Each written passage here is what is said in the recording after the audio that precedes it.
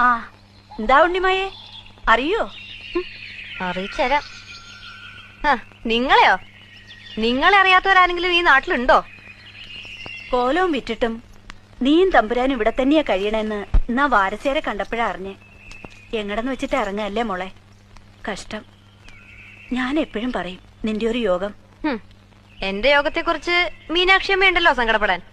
പക്ഷെ ഈ പെൺകുട്ടികളുടെ യോഗോ കെട്ടിയൊരുക്കി നിങ്ങൾ കൊണ്ടു നടക്കണ ഈ കുട്ടിയോളെ ഇടയ്ക്ക് അതും കൂടിയൊന്ന് ഓർക്കണത് നന്നാവും. ഓ നിന്റെ നാക്കിനോട് ഞാനില്ലേ? എവിടേക്കാ? നിക്ക് ജഗന്നാഥൻ തമ്പുരാനെ ഒന്ന് കാണണം.